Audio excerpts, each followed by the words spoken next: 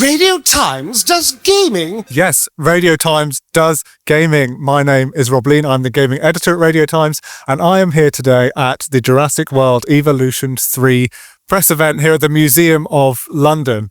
They have gone to great lengths to turn this museum into a kind of mini Jurassic World. There are many hardworking actors and event staff walking around, keeping the immersion alive. The premise of the whole event is that we are here for some digital management training to help us become park managers, which is good fun. Apologies if you can hear some dinosaur sound effects while I record this intro.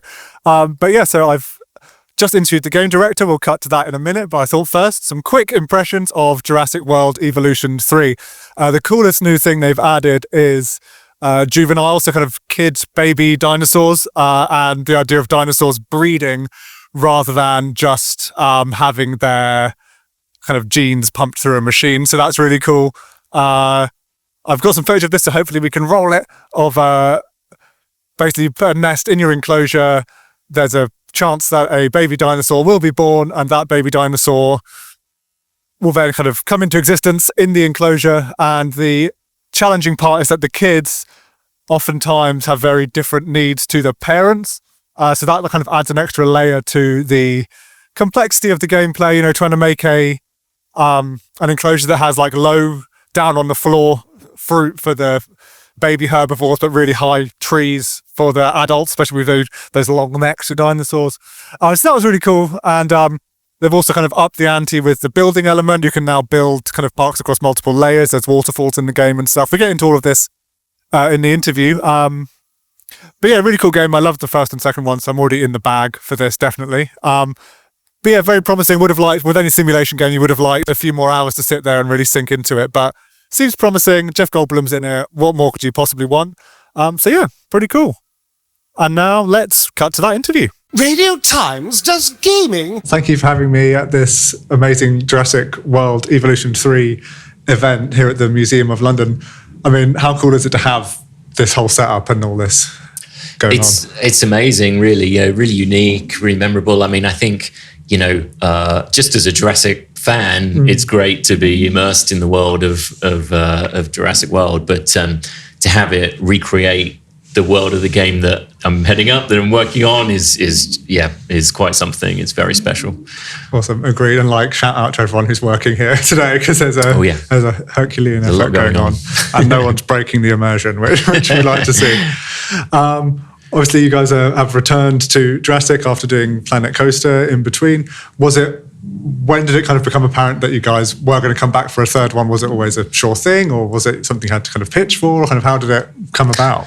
Yeah, I mean, I think in Jurassic World Evolution 3 began with the core big features that we wanted to add. We sort of wanted to go back to the series because there was some major new additions that we wanted to realize, and they are the addition of dinosaur families. So we've got male dinosaurs now. We have dinosaur breeding, which means you have juvenile dinosaurs. That whole dynamic of the family herd really excited us, and as did the idea of kind of bumping up the creativity of the game. So the park building element, really overhauling that, giving players the power to build kind of parks they never could before. We knew there was such potential in both of those areas that we wanted to go back to this franchise, which we love, and we're really proud of the first two games. We knew we had a big third game that we could make too. Nice. And you touched on some of the new features there. In my play session just now, I was really keen to try and see the juvenile, the family kind of system, and kind of within the last kind of 10 or so minutes of the session, I managed to kind of engineer a scenario that I was quite happy with. I was on, is it Nevada? Nevada is one of our locations. I was on the Nevada map, and there was quite a small enclosure with, I'm going to get the name wrong, one of the long-necked dinosaurs there. And while I was there playing, I was like, oh, an egg's going to hatch soon. And I was like, oh, great. So I can kind of see this. And I put it on fast forward to make sure I could see it. But it was really cool because then it kind of immediately starts I was going to say problem, but the situation of having to balance what the adults want and what the juniors want. Yeah. which it was already because it was quite a small enclosure. So even before that, I was like struggling to get the right terrain, the right food, enough water, various other bits and bobs. And then when the little one comes in, it wants almost a completely different set of stuff. Was that part of the appeal of doing it, to make it slightly more challenging for players, to give another element to how you build your enclosures? Definitely. I mean, definitely to add another layer of gameplay. So it's a whole other way of acquiring dinosaurs. The traditional method in Jurassic World Evolution is you synthesize dinosaurs. So now it's a much more naturalistic way, right? You can put a nest that you create down into the enclosure and have life find a way, have natural breeding, produce a juvenile. So that was an interesting game loop for us to explore as well, because you can set up breeding programs. So that was really interesting. But then once, like you say, the juvenile is in your park, there were other opportunities we wanted to explore. So a really good example is the sauropods, where the giant adults, they'll eat from the treetops. The less tall juveniles, they need lower hanging kind of fruit and foliage. So that's a really good example of how you need to try and satisfy both of them. Not all juvenile and adults are that hard to look after. So some of the sort of smaller, lower appeal dinosaurs that they breed more frequently, and they kind of look after themselves once you've sort of made their enclosure. But other ones that are bigger, higher appeal, there can be a bit more challenging. So we like to have a spread, so there's elements of, social and population management, but it's, we didn't want to kind of completely unbalance the game by making it all about that. But yeah, if you want to raise a family of T-Rexes, you need to look after them quite closely.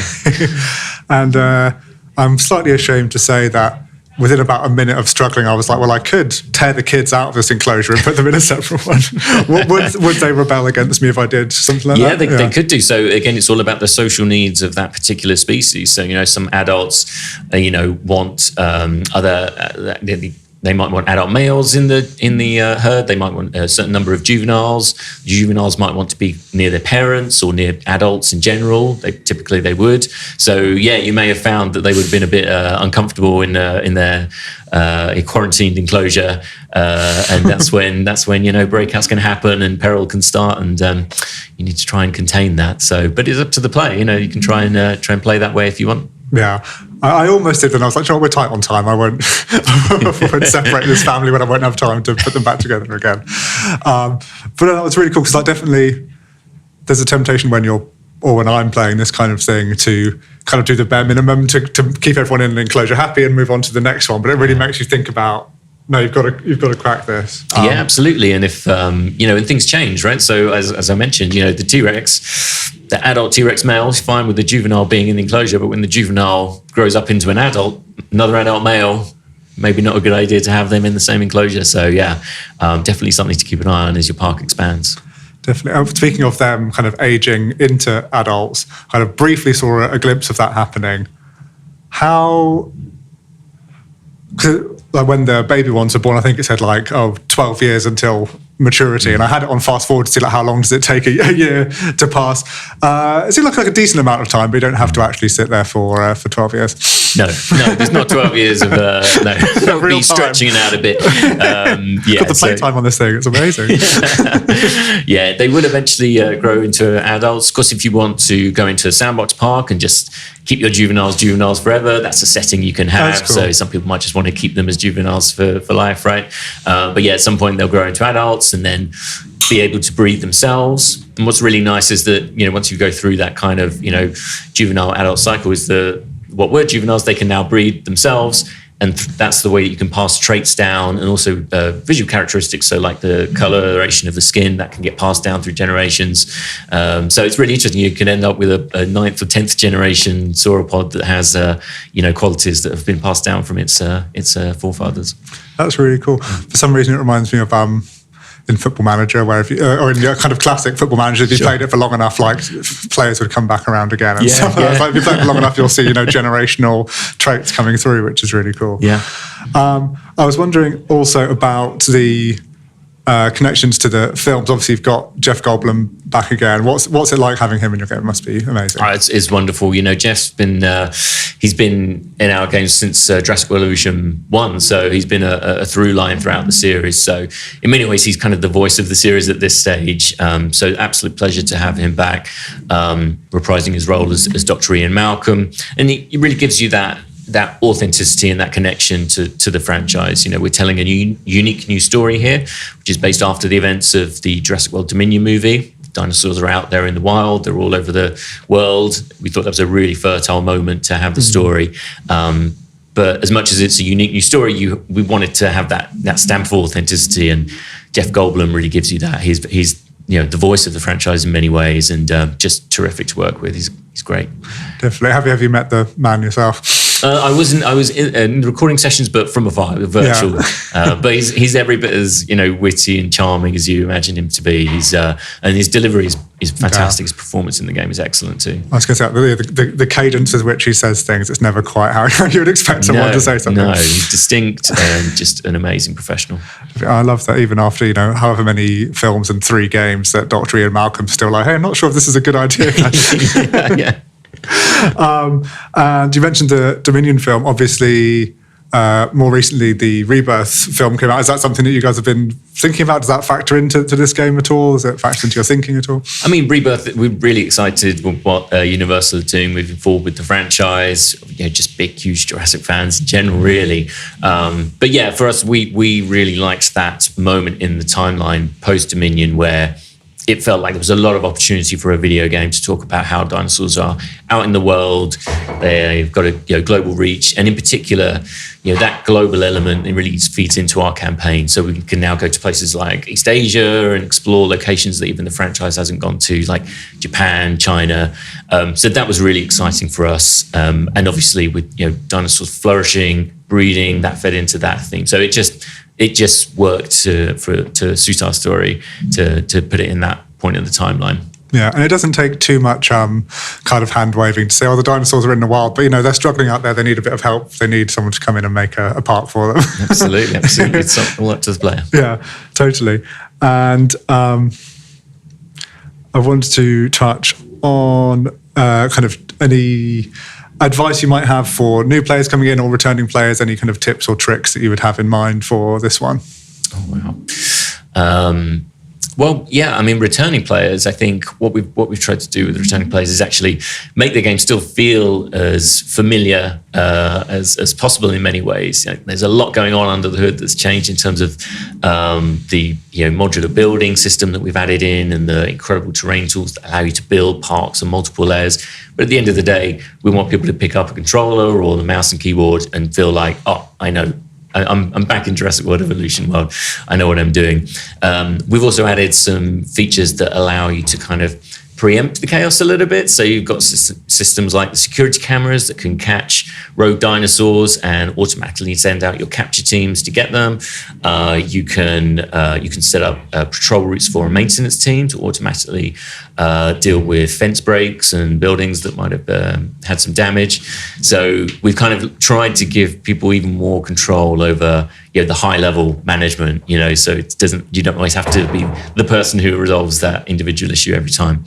In terms of first time players, I would definitely encourage them to learn about dinosaur breeding and get those juveniles into their parks, because the juveniles have very high appeal. Will bring a nice influx of guests into your park, and then once the guests are in, you can put down your amenities and get your bank balance up, so you can synthesize bigger and better dinosaurs and get more juveniles. So yeah, I think the juveniles are the key. Awesome. And you mentioned there about being able to build parks on multiple layers. How far can you push that? Have you had people trying to work out how mad of a multi-layered park could you build? Well, there's a good example, actually. The team have built one in China, which has, kind of cascading waterfalls. We've now got waterfalls that you can create in the game, and aviary enclosures up on the top of a mountainside. So, yeah, I mean, to be honest, I'm sure we haven't pushed it nearly as far as the players will when they get their hands on with the game. That's what's so exciting, is that when we launch on October the 21st, players will get hands-on with these tools, and they can share parks that they've built with all the other players and all the other park managers around the world. So we're as excited as anyone to see where they're going to take these tools with the new modular building system, the terrain tools, we can't wait. Yeah, it's very cool. Someone was talking earlier about the being able to share your park online and for other people to check it out, which is very cool. And it feeds into that sort of more kind of conservation almost element, in that you can create parks that are more naturalistic, that are dinosaurs are bordered by deep water bodies or rocky kind of hills and things like that. It doesn't always have to be about high security fencing and things like that. So we like that opens up more creative opportunities, and they can feed into how you manage your dinosaurs. Awesome. Well, I'm so excited to play more. Best of luck with the launch, and thanks again for having us today. Thank you so much. Thank you. Radio Times does gaming